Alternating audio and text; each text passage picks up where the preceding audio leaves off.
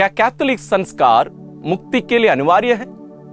यदि अनिवार्य है तो क्यों?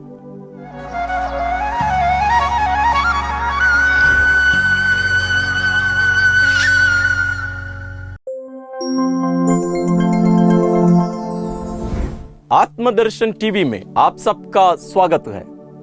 हम विशेष कार्यक्रम कर रहे हैं आप लोगों के सवाल का जवाब देते हुए। आपके सवाल पूछिए क्यों। और आज का आपका सवाल है, क्या कैथोलिक संस्कार मुक्ति के लिए अनिवार्य है? यदि अनिवार्य है तो क्यों?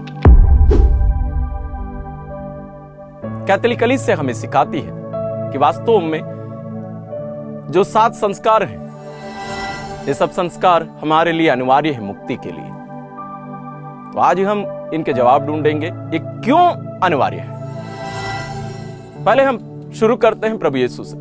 प्रभु यीशु ने कहा है कि यह अनिवार्य है, इनके बिना मुक्ति असंभव है। प्रभु यीशु कहां कहे हैं ये सब पवित्र बाइबल में? संत मार्कुस रचित सुसमाचार अध्याय 16 पद संख्या 16 में हम पढ़ते हैं, जो विश्वास करेगा और बपतिस्मा ग्रहण करेगा उससे मुक्ति मिलेगी, जो विश्वास नहीं करेगा वह दोषी ठहराया जाएगा। मतलब जो विश्वास नहीं करेगा और बपतिस्मा ग्रहण नहीं करेगा उससे मुक्ति नहीं मिलेगी। और बपतिस्मा एक संस्कार है, हम सब जानते हैं। इसी प्रकार संत मत्ती रचित सुसमाचार अध्याय 28 पद संख्या 19 में प्रभु यीशु कहते हैं, इसलिए तुम लोग जाकर सब राष्ट्रों को शिष्य बनाओ और उन्हें पिता, पुत्र और पवित्र आत्मा के नाम पर बपतिस्मा दो। यह आदेश यानी संस्कारों का अनुष्ठान करने का आदेश स्वयं प्रभु यीशु दिए हैं।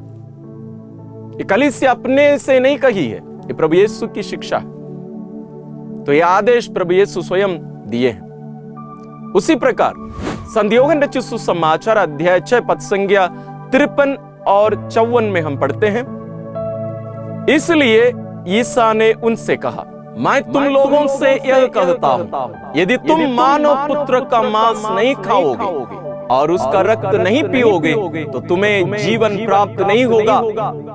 जो मेरा मांस खाता और मेरा रक्त पीता है उससे अनंत जीवन प्राप्त है और मैं उससे अंतिम दिन पुनर्जीवित कर दूंगा। इसका अर्थ क्या है? जो कोई प्रभु यीशु का शरीर नहीं खाते और रक्त नहीं पीते हैं उन्हें मुक्ति नहीं मिलेगी। कहने का अर्थ, बिना संस्कार के मुक्ति नहीं मिलेगी। इसका अर्थ क्या होता है? ईश्वर हम सबों को मुक्ति देना चाहते हैं, सभी लोगों को मुक्ति देना चाहते हैं। किसी भी व्यक्ति को ईश्वर छोड़ना नहीं चाहते। धर्म ग्रंथ में हम पढ़ते हैं, ईश्वर चाहते हैं कि हर व्यक्ति मुक्ति प्राप्त करे, लेकिन उसके लिए एक माध्यम दिए हैं, संस्कारों का माध्यम, जो कार्य प्रभु यीशु संपन्न कर चुके हैं, यानी हमारी मुक्ति। उस मुक्ति के कार्य या उनके जो फल हैं उन्हें हमें देने के लिए ईश्वर संस्कारों का निर्माण किए, संस्कारों की स्थापना की है। और इन संस्कारों के द्वारा हमें ईश्वर उन वरदानों को देते हैं। और यदि हम संस्कारों को प्राप्त नहीं करेंगे तो हमें मुक्ति नहीं मिलेगी। इसी के बारे में संत थॉमस एक्विनस कहते हैं, हम कैटेकिज्म ऑफ द कैथोलिक चर्च पुस्तक उसका नंबर 1130 में पढ़ते हैं, इसलिए संस्कार एक चिन्ह है जो प्रभु यीशु के दुखभोग का स्मरण कराता है, वह कृपा को प्रस्तुत करता है और जो प्रभु यीशु के दुखभोग द्वारा प्राप्त की गई है भविष्य की महिमा का पूर्वाभास कराता है, जो प्रभु यीशु का दुखभोग प्रतिज्ञा करता है। यह अंग्रेजी में है, उसको भी हम यहाँ स्क्रीन में दे रहे हैं, आप देख लीजिए। उसको अनुवाद करने की कोशिश किए हैं हम। उसका सार यह है कि जब एक संस्कार संपन्न किया जाता है, उसका अनुष्ठान किया जाता है, वहां तीनों काल एक हो जाते हैं। यहां प्रभु यीशु स्वयं उपस्थित रहकर इसका अनुष्ठान करते हैं। पुरोहित वहां उपस्थित हैं, पुरोहित के द्वारा स्वयं प्रभु यीशु उपस्थित रहकर इस कार्य को संपन्न करते हैं। तो यहां संत थॉमस एक्विनस ये कहते हैं कि संस्कार एक चिन्ह है, ये भूतकाल में जो संपन्न हो चुका है, यानी प्रभु यीशु के दुर्भोग को यहां वो वर्तमान बना देता है। और अब क्या संपन्न हो रहा है? हमारी मुक्ति। यानी प्रभु यीशु हमें कृपा दे रहे हैं, हमें मुक्ति दे रहे हैं, वो वर्तमान में संपन्न हो रहा है, उसको भी यहां प्रस्तुत करता है। और भविष्य में हमें जो महिमा मिलने वाली है उसको भी यहां वर्तमान बनाया जा रहा है। यानी तीनों काल यहां एक हो जाते हैं।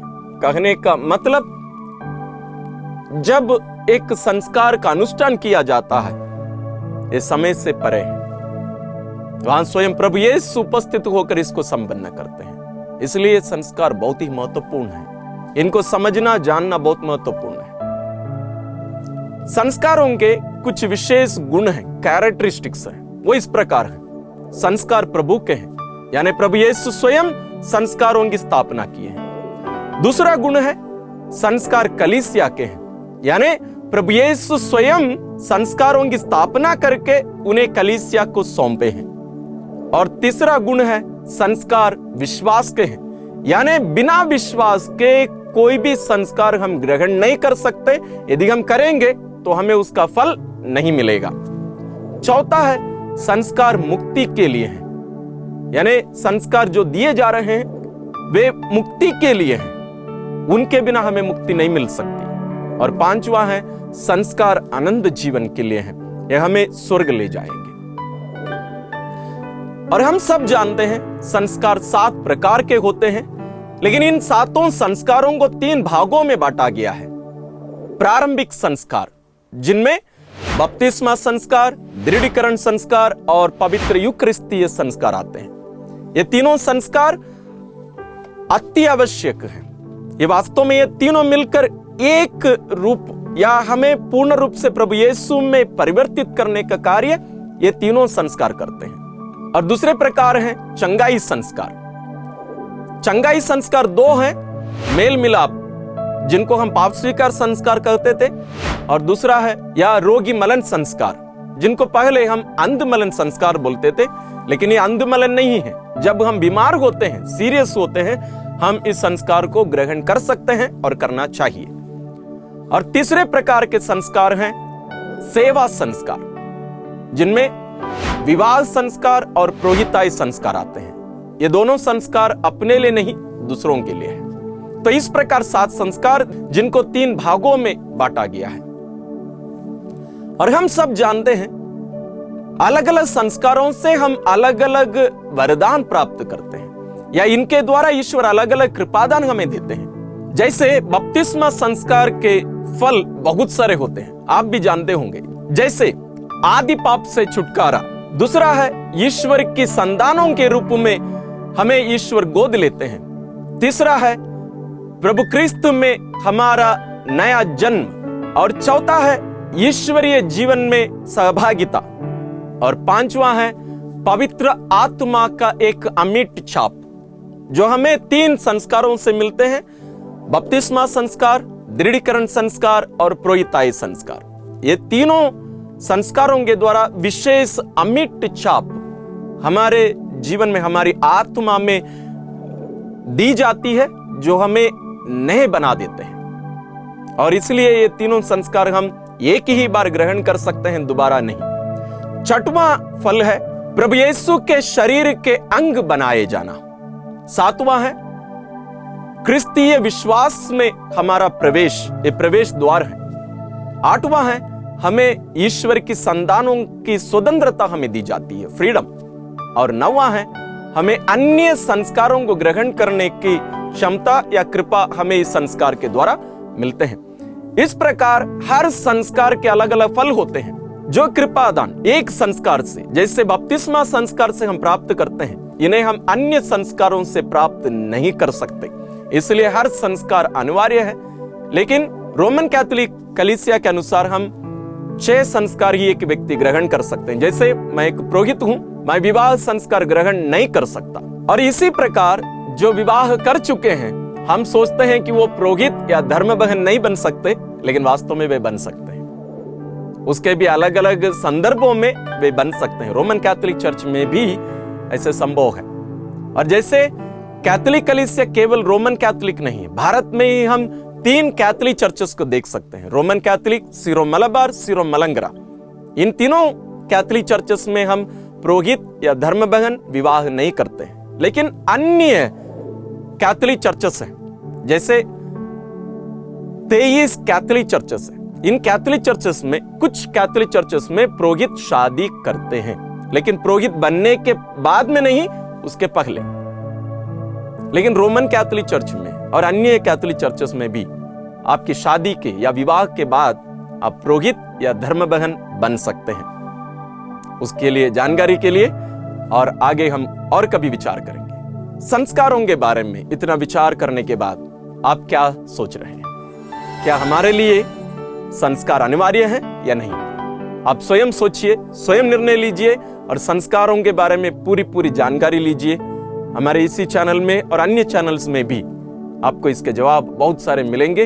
आप जानकार बनिए और संस्कारों में पूर्ण रूप से योग्य रीति से सहभागी होइए और इन फलों को जो ईश्वर हमें देना चाहते हैं उन्हें प्राप्त करके हम पूर्ण रूप से ईश्वर की इच्छा अनुसार प्रभु यीशु में परिवर्तित किए जाकर प्रभु यीशु के समान बनकर आनंद जीवन में हम प्रवेश करें। इसी के साथ साथ इनसे और अन्य हमारे क्रिस्तीय विश्वास से संबंधित कोई भी सवाल हो, अब हमें पूछिए, हम आपको जवाब देंगे। धन्यवाद।